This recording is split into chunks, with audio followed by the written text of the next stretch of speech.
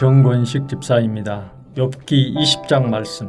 나마 사람 소발이 대답하여 이르되 그러므로 내 초조한 마음이 나로 하여금 대답하게 하나니 이는 내 중심이 조급함이니라. 내가 나를 부끄럽게 하는 책망을 들었으므로 나의 슬기로운 마음이 나로 하여금 대답하게 하는구나. 내가 알지 못하느냐. 예로부터 사람이 이 세상에 생긴 때로부터 악인이 이긴다는 자랑도 잠시요 경건하지 못한 자의 즐거움도 잠깐이니라. 그 존귀함이 하늘에 닿고 그 머리가 구름에 미칠지라도 자기의 똥처럼 영원히 망할 것이라. 그를 본 자가 이르기를 그가 어디 있느냐 하리라. 그는 꿈같이 지나가니 다시 찾을 수 없을 것이요 밤에 보이는 환상처럼 사라지리라. 그를 본 눈이 다시 그를 보지 못할 것이요 그의 처소도 다시 그를 보지 못할 것이며 그의 아들들은 가난한 자에게 은혜를 구하겠고 그도 얻은 재물을 자기 손으로 도로 줄 것이며 그의 기골이 청년같이 강장하나 그 기세가 그와 함께 흙에 누우리라. 그는 비록 악을 달게 여겨 혀 밑에 감추며 아껴서 버리지 아니하고 입 천장에 물고 있을지라도 그의 음식이 창자 속에서 변하며 뱃속에서 독사의 쓸개가 되느니라. 그가 재물을 삼켰을지라도 토할 것은 하나님이 그의 배에서 도로 나오게 하심이니 그는 독사의 독을 빨며 뱀의 혀에 죽을 것이라. 그는 강 곧 꿀과 엉긴 젖이 흐르는 강을 보지 못할 것이요 수고하여 얻은 것을 삼키지 못하고 돌려주며 매매하여 얻은 재물로 즐거움을 삼지 못하리니 이는 그가 가난한 자를 학대하고 버렸으며 자기가 세우지 않은 집을 빼앗음이니라. 그런 마음의 평안을 알지 못하니 그가 기뻐하는 것을 하나도 보존하지 못하겠고 남기는 것이 없이 모두 먹으니 그런즉 그 행복이 오래가지 못할 것이라. 풍족할 때에도 괴로움이 이르리니 모든 재난을 주는 자의 손이 그에게 임하리라. 그가 배를 불리려 할 때에 하나님이 맹렬한 진노를 내리시리니 음식을 먹을 때에 그의 위에서 비같이 쏟으시리라. 그가 철 병기를 피할 때에는 놋 화살을 쏘아 꿰뚫을 것이요 몸에서 그의 화살을 빼낸즉 번쩍번쩍하는 촉이 그의 쓸개에서 나오고 큰 두려움이 그에게 닥치느니라. 큰 어둠이 그를 위하여 예비되어 있고 사람이 피우지 않은 불이 그를 멸하며 그 장막에 남은 것을 해치리라. 하늘이 그의 죄악을 드러낼 것이요 땅이 그를 대항하여 일어날 것인즉 그의 가산이 떠나며 하나님의 진노의 날에 끌려가리라. 이는 악인이 하나님께 받을 분깃이요 하나님이 그에게 정하신 기업이니라. 하늘에 계신 우리 아버지여, 이름이 거룩히 여김을 받으시오며 나라가 임하옵시며 뜻이 하늘에서 이룬 것 같이 땅에서도 이루어지이다. 오늘날 우리에게 일용할 양식을 주옵시고 우리가 우리에게 죄 지은 자를 사하여 준 것 같이 우리 죄를 사하여 주옵시고 우리를 시험에 들게 하지 마옵시고 다만 악에서 구하옵소서. 대개 나라와 권세와 영광이 아버지께 영원히 있사옵나이다. 아멘.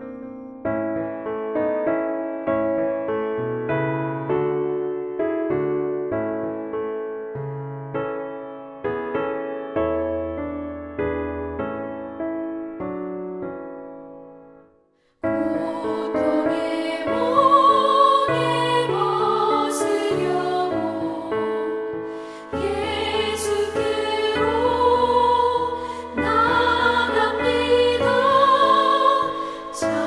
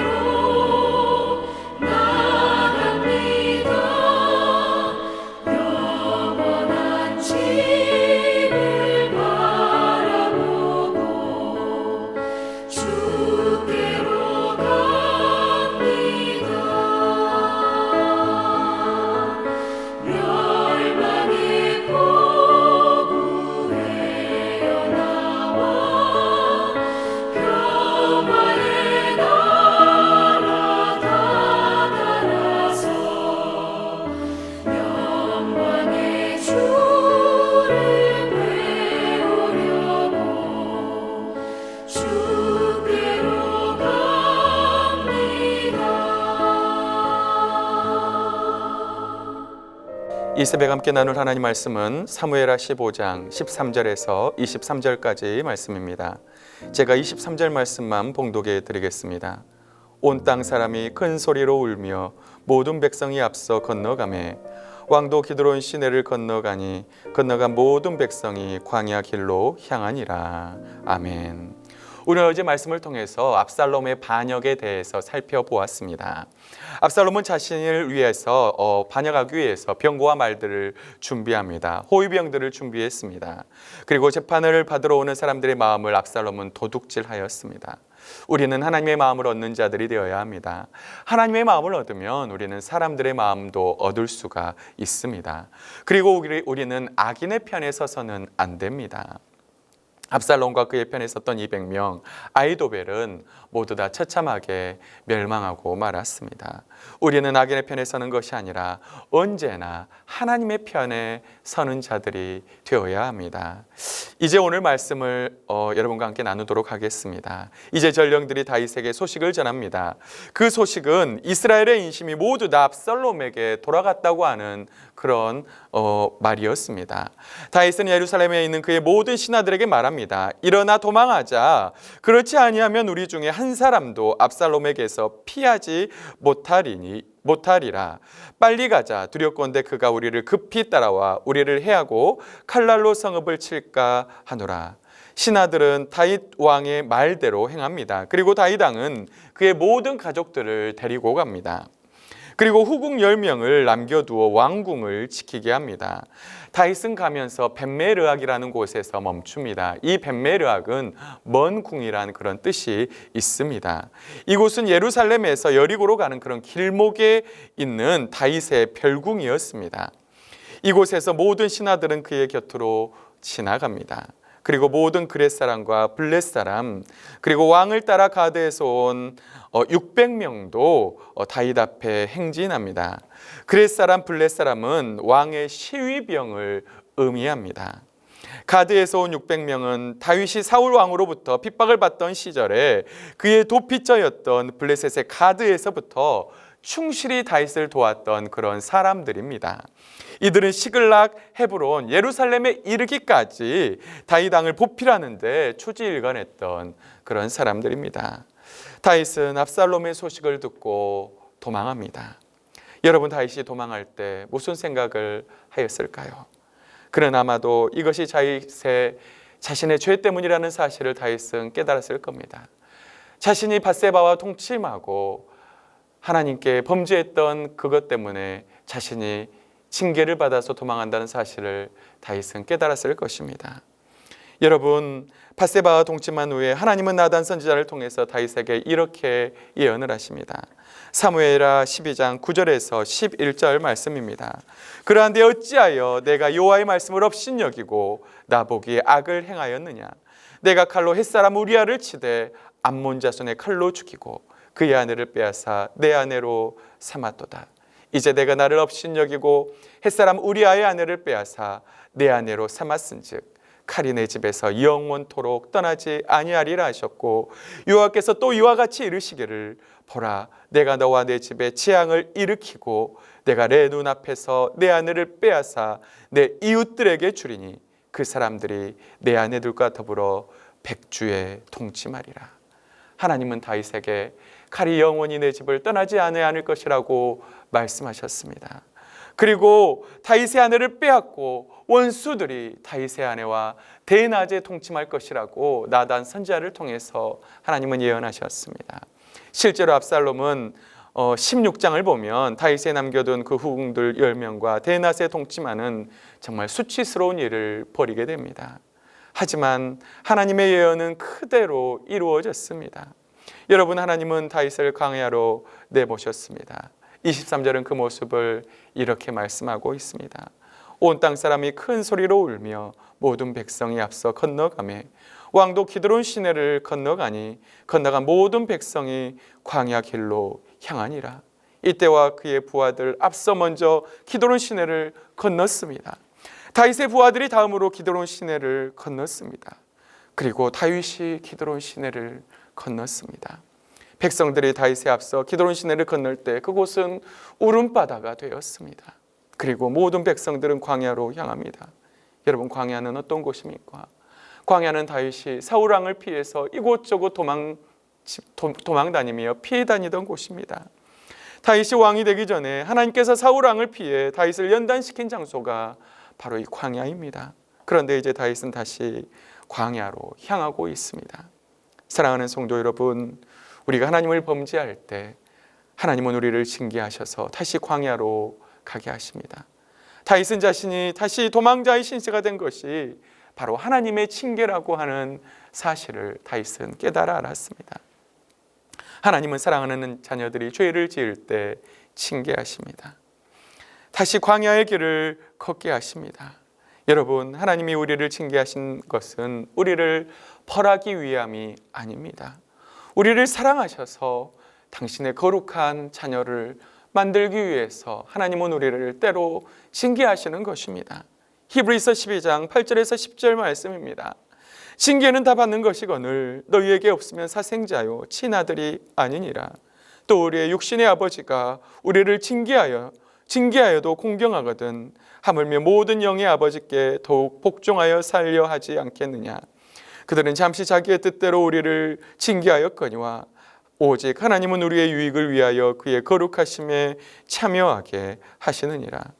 하나님은 우리의 아버지가 되십니다. 여러분, 아버지가 자녀들이 잘못된 길로 갈 때 아버지는 사랑의 매를 때립니다. 자녀들이 죽으라고 매를 때리는 아버지는 이 세상에 없습니다. 여러분, 자녀들이 잘되라고 사랑의 매를 드는 것입니다. 하나님도 마찬가지입니다. 사랑하는 자녀들이 잘되라고 하나님은 사랑의 매를 드시는 것입니다. 여러분, 우리가 하나님 앞에 징계받을 때 우리가 해야 할 것이 무엇이 있을까요? 바로 그것은 회개의 눈물입니다. 우리는 회개해야 합니다. 하나님 앞에서 회개해야 합니다. 우리가 잘못했다고 회개할 때 하나님은 우리의 회개의 눈물을 받으십니다. 통회하는 마음으로 회개할 때 하나님은 우리를 다시 받아주시는 분이십니다. 시편 51편 10절은 이렇게 말씀합니다. 하나님께서 구하시는 제사는 상한 심령이라.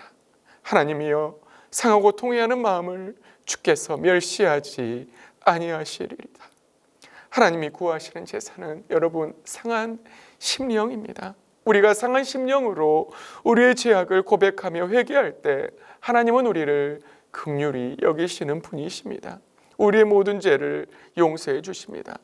혹시 하나님의 징계 가운데 있는 분들이 계십니까? 하나님이 여러분을 광야로 몰고 계십니까? 그것이 하나님의 채찍임을 기억하고 회개함으로 하나님 앞에 나아갈 수 있는 성도님들 될 수 있기를 주님의 이름으로 축복합니다. 그런데 오늘 본문을 보면 이때가 등장합니다. 오늘 본문에서 이때는 쫓겨난 나그네라고 말합니다. 이것은 이때가 외국인이라는 말입니다. 외국인이었음에도 불구하고 이때는 충성스러운 자였습니다. 이때와 가드 사람 600명은 다윗과 늘 함께 했던 그런 사람들입니다. 다윗이 사울을 피하여 도망하던 때에도 가드에서부터 충실히 다윗을 추종했던 그런 용사들이었습니다. 시글락에서도 헤브론에서도 예루살렘에서도 다윗을 충실하게 따랐던 그런 사람이었습니다. 이때가 얼마나 충성스럽게 다윗을 따랐는지를 우리는 그의 말을 통해서 알 수 있습니다. 21절에 이때는 이렇게 고백합니다. 이때가 왕께 대답하여 이르되 여호와의 살아계심으로 맹세하옵나니 진실로 내 주 왕께서 어느 곳에 계시든지 사나 죽으나 종도 그곳에 있겠나이다. 이때는 자신이 사나 죽으나 다윗과 함께 하겠다고 고백합니다. 여러분, 얼마나 충성스러운 고백입니까? 사나 죽으나 당신과 함께 하겠습니다. 이때는 다윗 왕의 편에 섰습니다. 결단코 그를 배신하지 않았습니다. 여러분, 어제 살펴본 압살롬 편에 선 아히도벨을 비롯한 사람들은 어떻게 되었습니까? 그들은 멸망의 길이었고 악인의 편에 선 자들이었습니다. 하지만 이때와 그의 사람들 600명은 다윗의 편에 섰던 사람들이었습니다. 다윗의 편에 섰다고 하는 것은 바로 하나님의 편에 섰다고 하는 것입니다. 사랑하는 성도 여러분, 우리도 이때와 같이 충성된 자들이 되기를 원합니다. 우리의 안위를 위해서 이리 붙었다 저리 붙었다 하는 것이 아니라 오직 시종일관 하나님의 사람으로 충성된 삶을 살 수 있기를 원합니다. 이때와 같이 충성되며 하나님 편에서는 사랑하는 성도들 되시기를 주님의 이름으로 축복합니다. 사랑하는 성도 여러분, 하나님은 범죄한 다윗을 다시금 광야의 길로 내모셨습니다. 압살롬의 반역으로 다윗은 광야로 쫓겨나가는 신세가 되고 말았습니다. 그러나 이것은 하나님의 사랑의 채찍이었습니다. 여러분, 혹시나 하나님의 사랑의 채찍으로 징계 가운데 있는 분들 계십니까? 통회하는 마음으로 가슴을 치며 하나님 앞에 눈물로 회개할 수 있는 성도들 될 수 있기를 간절히 기도합니다. 그리고 이때는 충성스럽게 죽기까지 다윗을 따라갔습니다. 여러분, 충성은 성령의 열매입니다. 우리도 이때와 같이 하나님께 충성하는 자들이 되기를 원합니다. 그리하여 하나님의 편에 선 자들이 될 수 있기를 원합니다. 충성된 하나님의 사람으로 끝까지 하나님의 편에 설 수 있는 우리 사랑하는 성도들 될 수 있기를 주님의 이름으로 축복합니다. 우리 다 같이 기도하겠습니다. 살아계신 하나님 아버지, 감사합니다. 오늘 다윗의 모습을 보며 하나님은 다윗을 다시금 광야로 내모는 것을 말씀을 통해서 살펴보았습니다. 하나님 아버지, 밧세바와 동침한 후에 하나님의 징계로 인해서 이제 압살롬의 반역으로 다윗은 쫓겨나는 신세가 되었습니다. 아버지 하나님, 그러나 이것은 하나님의 채찍임을 다윗은 알았습니다. 그래서 다윗은 통회하는 마음으로 하나님 앞에 눈물로 먼 광야의 길로 떠났습니다. 하나님 아버지, 우리가 징계 가운데 있을 때 늘 그 징계가 하나님의 사랑의 매라고 하는 사실을 기억할 수 있도록 인도하여 주시옵소서. 아버지 하나님, 우리는 죄인입니다. 하나님 아버지, 우리가 범죄할 때 우리에게 사랑의 채찍을 드셔서 우리가 잘못된 길로 가지 않도록 늘 의의 길로 우리를 인도하여 주시고 거룩한 길로, 바른 길로만 인도하여 주시옵소서. 다윗을 바른 길로 인도하셨던 그 하나님께서 우리를 늘 의의 길로만 인도하여 주시옵소서. 하나님 또한 우리는 이때와 같이 충성된 자들이 되기를 원합니다. 하나님 아버지, 충성은 성령의 열매라고 말씀하셨사오니 내가 사나 죽으나 다윗 왕 당신과 함께 하겠다고 고백한 이때의 고백이 우리의 고백이 될 수 있도록 하나님 인도하여 주시옵소서. 오늘 하루의 삶을 주님께 의탁합니다. 주님과 통행하며 믿음으로 승리하는 삶을 살 수 있도록 인도하여 주시옵소서. 감사드리며 예수님의 이름으로 간절히 기도하옵나이다. 아멘.